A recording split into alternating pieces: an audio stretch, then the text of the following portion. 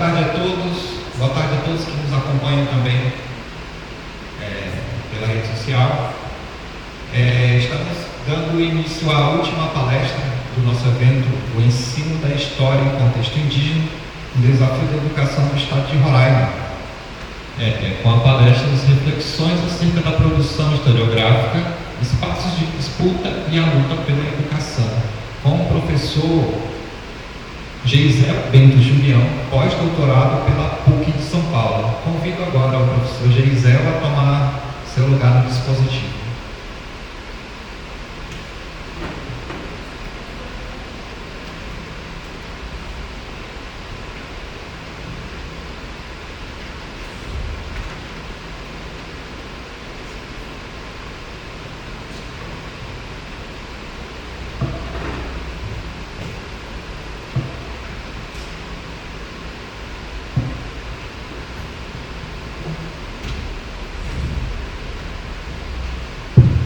Bom, pessoal, boa tarde aos presentes aqui no auditório, aos que estão online.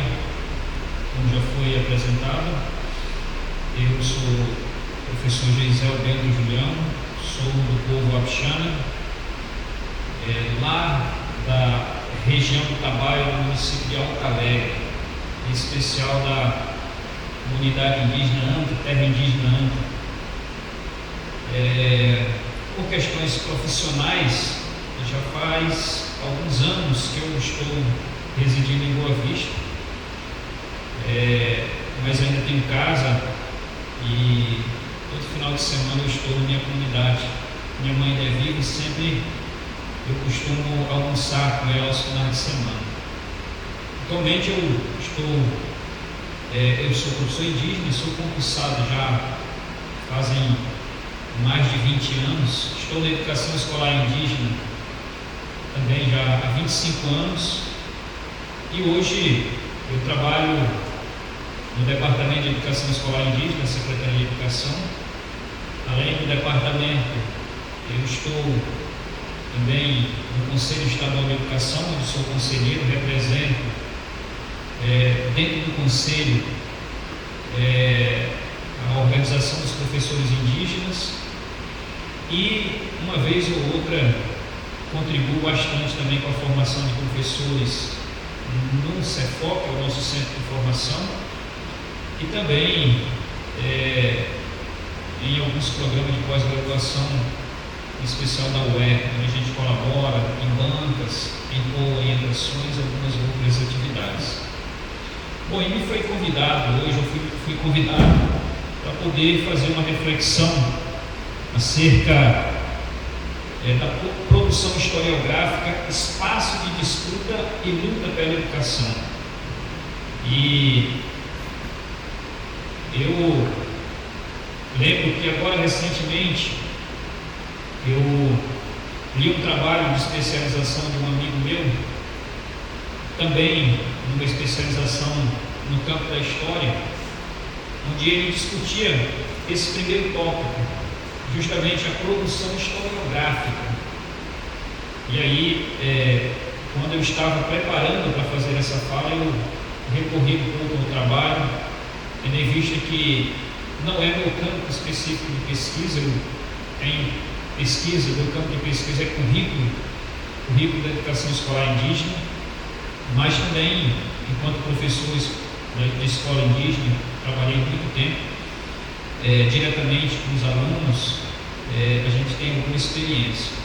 E por isso eu trouxe como objetivo hoje, dei uma olhada nos objetivos do evento, proporcionar um momento de reflexão com o profissional de educação que desenvolve seus afazeres na cidade e no campo. Para tanto, nossas reflexões irão perpassar pelos 3 pontos a seguir. A nossa pesquisa, quer dizer, o nosso tema, ele perpassa por esses 3 pontos que são importantes. Primeiro, produção historiográfica. Segundo, espaços de disputa.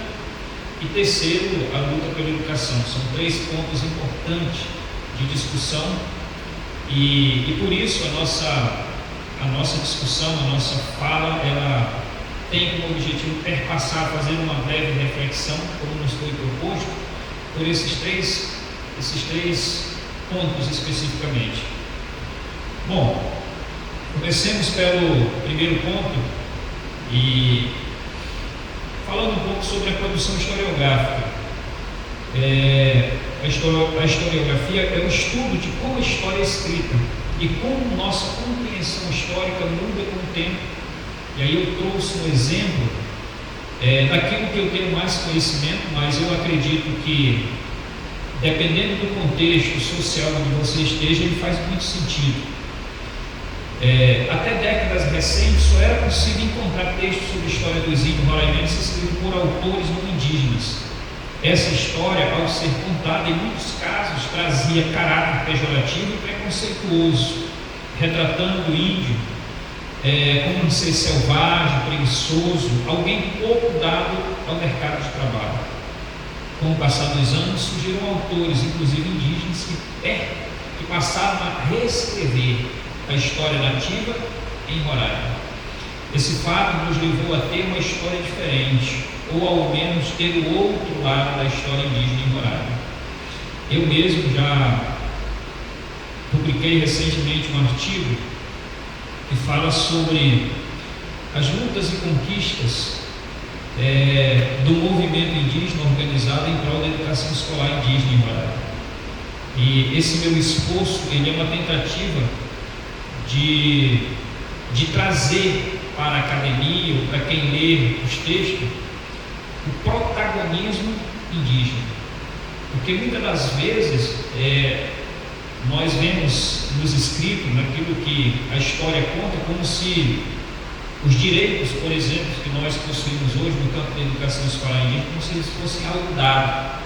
Mas quem acompanhou a história, a luta do movimento indígena no estado de Roraima, ele acaba percebendo que não foi algo dado, mas foi algo conquistado. E há uma diferença entre algo dado e algo conquistado. Esse algo conquistado, e esse algo aqui é os direitos, por exemplo, uma educação escolar específica, diferenciada, bilíngue, intercultural, isso não foi dado pelo Estado de mão beijada, muito menos a própria educação escolar indígena, mas foi algo conquistado. E quem conhece um pouco da história indígena entende, compreende que a partir da década de 60 e 70 o movimento indígena, as lideranças indígenas da época, eles começaram a questionar a escola que se tinha e entendiam-se naquele momento que a educação escolar que era ofertada às populações indígenas, ela tinha como principal objetivo a integração do índio à sociedade nacional. Então, os indígenas daquela época entendiam que a escola estava acabando com aquilo que eles diziam que era a cultura indígena, a língua indígena, os valores. Então, a partir daí é que se começa uma luta para poder mudar essa história, para que pudéssemos ter hoje uma educação escolar indígena específica, diferenciada, intercultural, que pudesse valorizar no seu currículo aspectos culturais que as populações indígenas acham importante manter, por exemplo, a língua indígena. Então, isso é uma história que se construiu e que não aparece nos livros de história, não aparece no currículo escolar, ou ao menos não aparecia. E quando nós falamos de historiografia, é esse movimento, é de você, como diz aqui, ao menos mostrar para aqueles que leem, para a academia em especial, o outro lado da história, mostrar que essa história, essas lutas, essas conquistas que nós temos hoje, elas não foram dadas, mas elas foram conquistadas. E durante esse processo de conquista tiveram muitas reuniões, assembleias, tiveram muitas lideranças que tomaram a frente, muitos indígenas que tomaram a frente para dizer para o Estado que precisava mudar a educação. Isso vai culminar, por exemplo, com a criação das organizações indígenas na década de 80, em 88, a promulgação da Constituição Federal, e aí dentro da Constituição Federal alguns artigos importantes que garantem, além de uma educação, processos próprios de aprendizagem, garantem, por exemplo, o direito de ser diferente. em especial o artigo 231, 232 da Constituição Federal. Vem a década de 90, você tem aí a LDB, a Lei de Diretrizes e Bases da Educação Nacional, e também com a LDB muitas conquistas do campo da educação. Então, quando nós falamos de reflexões, quando nós falamos de reflexões acerca dessa produção historiográfica, o que eu estou dizendo? Que as minorias, que são consideradas minorias como os quilombolas, como os indígenas, nós mesmos precisamos mostrar esse outro lado da história, que muitas das vezes um escritor não indígena, não quilombola, ele não tem condições de, talvez, de mostrar, né? Por diferentes razões. Então hoje, a academia, em especial a academia, ela mudou bastante. A própria característica, o fato de ter muitos indígenas hoje na universidade, por exemplo, na Universidade Federal de Roraima, não foi algo dado, foi algo conquistado. Eu estudei nessa instituição em 2003, 2004 até 2007. E quando nós aqui chegamos, nós ouvíamos, por exemplo, frases do tipo: a universidade agora está muito fácil porque está cheia de indígenas, os indígenas conseguem entrar nessa universidade. Isso é a história que é construída, e muitas das vezes essa história, essas conquistas, elas não são mostradas. Então, quando nós falamos de historiografia, de produção historiográfica, nós estamos falando desse processo de recontar essa história, ou ao menos contar a história do nosso ponto de vista, do ponto de vista das minorias. Então, essa reflexão é importante. Quando falamos, por exemplo, do ensino de história, a produção historiográfica no currículo escolar, o que eu estou querendo dizer com isso? Eu estou querendo dizer que nós precisamos de mais professores indígenas pesquisadores, por quê?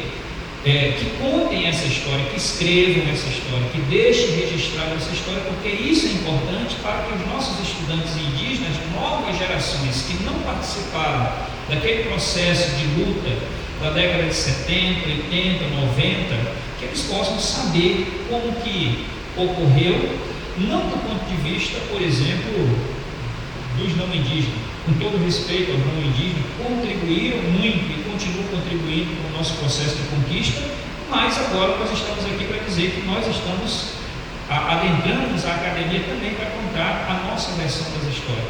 E é interessante que entre a história como você conta e a história que eu conto é diferente, porque talvez eu, enquanto indígena, eu queira destacar, por exemplo, lideranças que tiveram nesse processo e que nos ajudaram muito, e o nome dessas pessoas muitas das vezes não aparece nos livros de história tradicionais. Eu mesmo, na minha tese de doutorado, eu faço menção, por exemplo, a Puxalas. Eu trabalhei 2 anos entre os Yanomami e conheci Puxalas, por exemplo, Puxalas Jordão, Maurício. Depois trabalhei entre o meu povo Apixana, trouxe para a minha tese referência ao nome do Puxala Adolfo, por exemplo. No campo da educação tem o professor Bento, tem a Natalina, que já morreram, mas que deixaram o seu legado. Tem, por exemplo, o nome hoje do Euclides Macuxi, que ainda está vivo e que teve uma contribuição. São nomes importantes e que não aparecem nos livros de história, nem mesmo aqueles que são escritos aqui no estado de Roraima. Então nós precisamos, ao fazer a nossa produção historiográfica, destacar esses aspectos que nós achamos tão importantes. Aspecto de conquista, de protagonismo do nosso povo, de lideranças que tiveram seu legado, deram a sua contribuição e que se foram, mas deixaram o seu legado. E assim como esses que passaram, deixaram o seu legado, existem muitas lideranças hoje que estão lutando para que possamos manter o que foi conquistado e conquistar algo mais, ocupar espaços que hoje, digamos assim, necessita que nós estejamos lá. Eu acredito que esse é um processo. Quando falamos de produção historiográfica, nós estamos falando de uma produção historiográfica indígena, mas também uma produção historiográfica quilombola, que os quilombolas, que os negros, que as minorias possam contar o outro lado da sua história. Bom, essa é uma reflexão importante e por isso eu fiz questão de dividir em 3 partes para que nós pudéssemos refletir, já que o nosso objetivo é fazer essa reflexão. E trazendo para o campo indígena, nós temos uma dificuldade muito grande. E qual é o nosso grande desafio enquanto indígena? Porque nós somos populações de tradição oral. Então, nós somos muito bons de contar história, né? Mas, para essa sociedade que nós chegamos e passamos também a fazer parte dela, que é uma sociedade não indígena, somente a oralidade não é suficiente. É preciso você deixar registrado. E para registrar, é preciso escrever. Então, nós temos muita dificuldade de escrever. E aí está o nosso desafio. Que nós possamos registrar as nossas histórias, que nós possamos registrar o protagonismo do nosso povo, do povo capixaba, do povo mapuxi, do povo igaricó e assim sucessivamente, destacando aí as grandes lideranças, tuxaus, agentes de saúde, professores que deixaram o seu legado. Obviamente que esse conhecimento é importante. Não estou dizendo que não é importante nós conhecer a história mais ampla, conhecer, por exemplo, os grandes pensadores que contribuíram muito para a construção do nosso país. Obviamente que nós precisamos construir sem deixar de lado aquilo que nós achamos importante também do nosso povo, das nossas lideranças. Dito isso, gostaria de falar um pouco a respeito dos espaços de disputa, tendo em vista que o nosso tema é produção historiográfica, espaço de disputa e a luta pela educação. E é justamente isso que é importante. Por quê? O que é historiografia? O que é a história contada e registrada? A história contada e registrada é conhecimento. E o conhecimento, segundo já dizia aí o professor Miguel Arroio, eu trouxe esse texto, o professor Miguel Arroio, ele trabalha muito com a educação do campo, se eu não me engano, e ele tem um livro muito interessante que é assim, o título do livro é Currículo, Território e Disputa. E eu peguei de lá essa parte do texto aqui, para que nós pudéssemos refletir sobre esses espaços de disputa. Como eu disse a vocês, o conhecimento histórico é um conhecimento, porém, muitas das vezes, esse conhecimento, por exemplo, conhecimento histórico, indígena, ele não é muito interessante, digamos assim, para aquelas pessoas que costumam pensar o currículo, que costumam sistematizar o currículo. Então, o professor Miguel Arroio diz assim: a produção e a apropriação do conhecimento sempre entrou na disputa das relações sociais e políticas de dominação e subordinação. Em nossa formação histórica, a apropriação e negação do conhecimento agiu e age como demarcação, reconhecimento ou segregação da diversidade de coletivos sociais, étnicos, raciais, de gênero, tanto em periferias. Não apenas foi negado e dificultado o seu acesso ao conhecimento produzido, mas foram despojados de seus conhecimentos, culturas, modos de pensar e de pensar o mundo e a história. Foram decretados inexistentes à margem da história intelectual e cultural da humanidade. Logo, seus saberes, culturas, modos de pensar não foram incorporados ao dito conhecimento socialmente produzido e acumulado que as diretrizes curriculares legitimam como núcleo comum. O que nós estamos falando aqui? Quando ele fala assim, que o currículo, claro, aí eu trouxe aqui embaixo uma frase do professor Alico Casari, que foi meu orientador tanto no mestrado como no doutorado e pós-doutorado. Ele, para nós, já que trabalhamos com essa ideia de currículo a partir de uma perspectiva da teoria crítica, currículo não é somente aquela listagem de conteúdo, currículo não é somente a matriz curricular. Currículo é também isso, mas não somente isso. Currículo é aquilo que acontece na escola, inclusive o conhecimento que é veiculado na escola. Então, a partir dessa perspectiva, é que nós estamos discutindo o currículo como um espaço de disputa. Por quê? Porque em se tratando de conhecimento, existe o conhecimento indígena, existe o conhecimento, digamos, quilombola, o conhecimento das minorias, e que também são conhecimento. Mas, quando nós aprendemos, quando todos os professores que estão acompanhando, nós aprendemos que o currículo requer também seleção. e requer uma pergunta quando nós estamos discutindo o currículo: o que é importante e o que não é importante, o que vai constar no currículo e o que vai ser deixado de fora.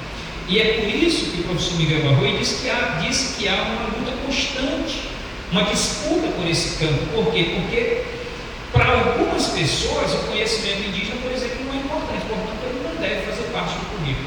Para outros, no nosso caso, tem muitos conhecimentos indígenas que são importantes, que precisam fazer parte do currículo. E aí, isso perpassa também pela relação de poder. Então, o que é que eu estou dizendo para vocês? Que o currículo, ele é sim um espaço de disputa. E geralmente, quem ganha espaço no currículo é quem tem mais poder, seja poder político, seja poder econômico. E no nosso caso, os indígenas, como nós não temos tanto poder político e também nem tanto poder econômico, geralmente quem sai perdendo com isso. Se nós olhamos, por exemplo, quando nós estamos discutindo a nossa matriz curricular, quando nós olhamos para a Base Nacional Comum Curricular, você não pode colocar nenhuma matriz lá, por exemplo, língua indígena. Você não tem uma matriz curricular língua indígena, você tem uma matriz curricular que é obrigatória no núcleo comum, a língua inglesa, por exemplo. Então, o que é que nós estamos discutindo? Que o currículo, ele é sim um espaço de disputa, ele é um dos espaços de disputa. E nós precisamos ganhar terreno também nesse espaço, se quisermos assim, por exemplo, dar ênfase ao nosso conhecimento indígena, aquilo que nós achamos importante, né? Ainda em 2007, quando nós começávamos, na realidade começa bem antes, começa no ano 2000, 2003, aqui no estado de Roraima, devido à legislação que veio como consequência da LDB. Aqui em Roraima, a Lei 041, ela garante a escola indígena, porque antes nós não tínhamos escola indígena, o que nós tínhamos eram escolas integracionistas que eram ofertadas às populações indígenas. A partir do ano 2000, 2003, por exemplo, o Conselho Estadual de Educação, uma resolução, a Resolução 41 de 2003, é uma resolução bem ampla, onde o Conselho Estadual de Educação ele reconhece a categoria escola indígena. Então, a partir daquele momento, o que a legislação vai dizer?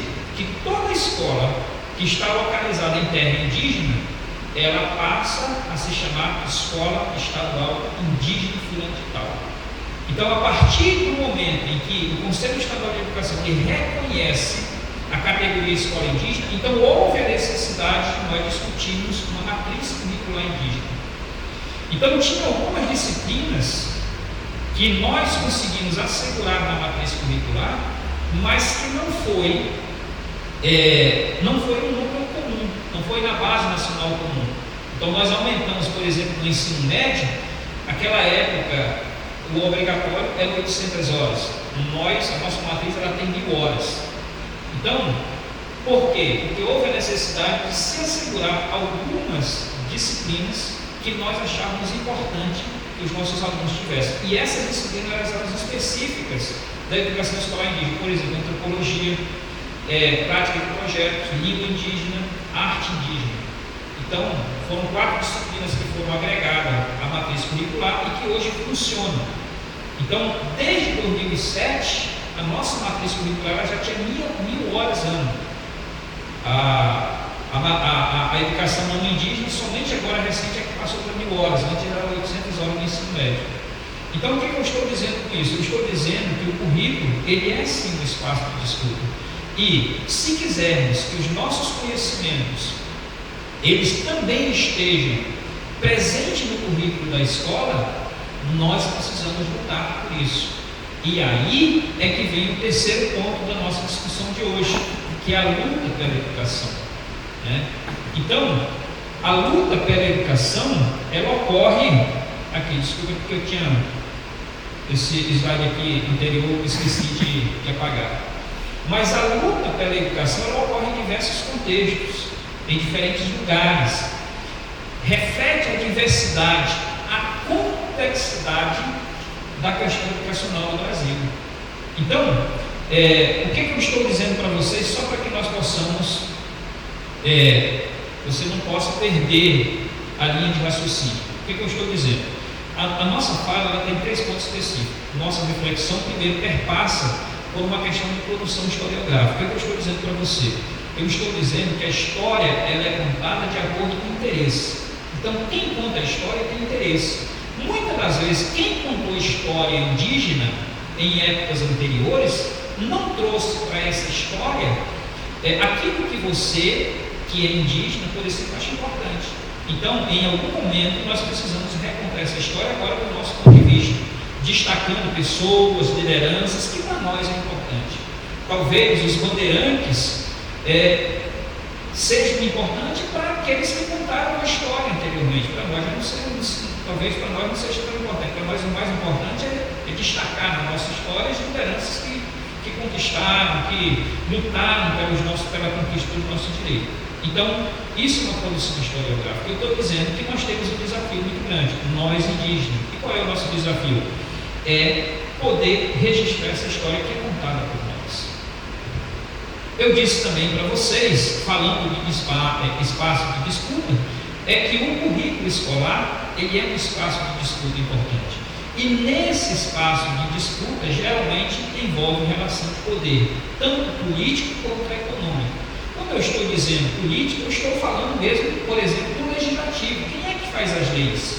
Quem faz as leis são, por exemplo, deputados federais, senadores, deputados estaduais, e nós precisamos em algum momento ocupar esses espaços, porque quem aprova as leis são essas pessoas. Então, talvez hoje, no contexto geral brasileiro, nós não temos tanto poder político e também nós não temos tanto poder econômico. Tanto é que nós temos livros para as escolas indígenas que muitas das vezes não são publicados e nem chegam à escola, primeiro porque o nosso poder político é pequeno e segundo porque o nosso poder econômico também é muito pequeno, certo? Mas nós precisamos ocupar esses espaços. Nós, os indígenas, nós já tivemos conquistas importantes. E qual foi as conquistas? Matriz curricular, por exemplo, no estado de Roraima é uma conquista. Professores indígenas nas escolas indígenas é uma conquista.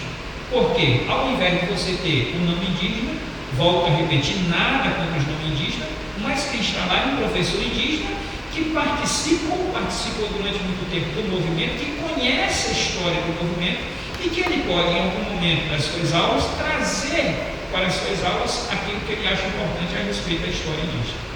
Seja no campo da demarcação de terra, seja no campo da educação, seja no campo do meio ambiente, seja em qual campo for. Mas uma conquista importante é que nós conseguimos hoje ter nas nossas escolas gestores, professores e coordenadores pedagógicos. Temos muito desafio ainda, mas nós estamos lutando para que a gente consiga avançar. E por fim, eu estou dizendo a vocês que a luta pela educação, ela ocorre em diferentes espaços. Ela perpassa, por exemplo, pelo campo da educação, ou das universidades. As universidades, elas são espaços muito importantes nessa luta pela educação, tanto no que diz respeito à busca por direito, à efetivação de direitos, mas também pela essa produção acadêmica que nós precisamos ter. Essa produção acadêmica, por exemplo, temos o Ensipiranga que aqui está, e tem uma produção acadêmica imensa, seja nos TCC, nas pesquisas, e que isso agora precisa chegar ao chão da escola em forma de conhecimento escolar. Então, a universidade é importante, os movimentos sociais é um outro espaço importante na luta pela educação, porque os movimentos sociais, além de fazerem o papel de controle social, de cobrar a implementação de legislação, de cobrar que as escolas sejam bem assistidas, que a educação de fato ela seja uma educação de qualidade, além de fazer isso, os movimentos sociais eles têm esse poder político, digamos assim, de formar nova liderança, de poder estar trazendo as novas gerações para o conhecimento, para que eles entendam como é que funciona de fato essa luta pela uma educação escolar de qualidade. Isso não é fácil. Nenhum governante ele gosta, por exemplo, de ser cobrado. Nós, quando eu falo nós, eu falo indígena, a classe indígena, de uma forma geral, o movimento indígena, quando ele está lutando, O executivo e o legislativo gostam disso, mas essa luta pela nossa educação de qualidade de fato, ela também perpassa pelo movimento social. Antigamente nós tínhamos até, aqui no contexto do Medida, nós tínhamos até muitos sindicatos que lutavam por essa educação, que faziam discussões, que faziam greve, que faziam carreatas. Hoje diminuiu um pouco mais, mas é importante também. Eu trouxe aqui, por exemplo, o legislativo é muito importante. Esse é um outro espaço que nós precisamos ocupar, né? Dos 24 deputados que nós temos hoje estaduais, nós não temos nenhum indígena lá que possa fazer parte, por exemplo, das discussões sobre educação e educação escolar indígena, educação quilombola, educação do campo. Nós não temos isso. Esse é um espaço legítimo que nós precisamos ocupar. Nós indígenas, nós negros, nós da educação do campo, da educação quilombola, da educação das áreas. Nós precisamos ocupar para que também nós possamos lutar por uma educação de qualidade. O executivo também é importante. Quando eu falo de executivo, eu não estou falando somente do governador, do presidente, eu estou falando das secretarias, dos ministérios, porque isso também faz parte do executivo. Por exemplo, hoje eu estou trabalhando no departamento de educação indígena, então nós estamos ocupando esse espaço. Mas por que não pensar, por exemplo, que tenhamos um secretário de educação indígena, como as escolas militarizadas têm um secretário de educação específico para tratar das questões dele? Então são espaços que nós precisamos ocupar para, a partir daí, possamos lutar para melhorar a nossa educação. E da mesma forma o judiciário. Por que não podemos ter aí ocupar cargos de juízes, cargos de promotores que possam estar acompanhando essa luta pela nossa educação? Nós mesmos, indígenas, sempre que tem alguma coisa errada, a gente procura sempre o Ministério Público Federal. E lá tem alguém que vai fazer essa mediação para que tente resolver o problema. Então, a luta pela educação, no nosso caso de Roraima, seja no contexto indígena, seja no contexto das águas, do campo, e também da cidade, a gente precisa ocupar esses espaços. Pessoas que de fato olhem a educação, tenham a educação como prioridade e que possam ajudar a implementar aquilo que está na legislação. Porque nós temos uma legislação educacional muito boa. Eu costumo dizer que a educação escolar indígena é uma das melhores legislações que nós temos, mas muitas das vezes só a legislação não é suficiente. Nós temos grandes desafios no campo da educação.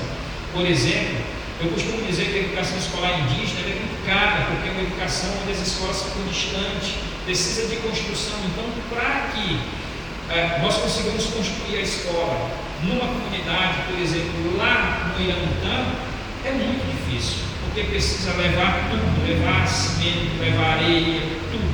Então é muito cara a nossa educação. Por exemplo, pense vocês, para que as nossas merendas elas cheguem nas escolas, a estrutura que demanda isso é muito grande. Isso no campo terrestre, mas veja a área aeronômica, nós temos mais de 40 escolas hoje, e lá não entra carga, é tudo de avião. Se você for pensar, a hora voo de avião é muito caro. Então é por isso que nós precisamos ocupar, por exemplo, o legislativo, porque quem define onde o dinheiro vai ser investido é o legislativo, através da LOA, Lei Orçamentária Anual. Então é eles que discutem quanto vai para a educação, quanto vai para as outras secretarias. O executivo ele executa. Então, por isso que eu sempre digo que nós precisamos ocupar esses espaços. A coordenação do presente evento agradece as sábias palavras do professor Geisel. Foi enriquecedor todos os apontamentos aqui, as reflexões, e traz uma discussão nova, né? E eu quero salientar também ao professor Geisel, ele colocou um ponto que ele também trabalha com a OPI, a Organização dos Professores Indígenas, e nós vamos estar disponibilizando essas palestras que aqui foram feitas para a OPI em breve, né? Uma das primeiras falas que nós tivemos foi da professora Manuela Teixeira, que também é membro da OPI, ela é sobrinha da Mariela, né? A professora Mariela Teixeira, e nós vamos produzir esse material, né, para poder dar alcance e visibilidade para esse tema tão importante. Então, esse tipo de evento é muito importante para a gente poder divulgar, né, essas pautas, para a gente poder estabelecer essas discussões que são importantíssimas, né, para a academia e devem ser importantes também para a sociedade. Deste modo, eu declaro encerrado o presente evento. Agradeço a todos que se disponibilizaram e tiraram seu tempo para estar aqui e meu muito obrigado.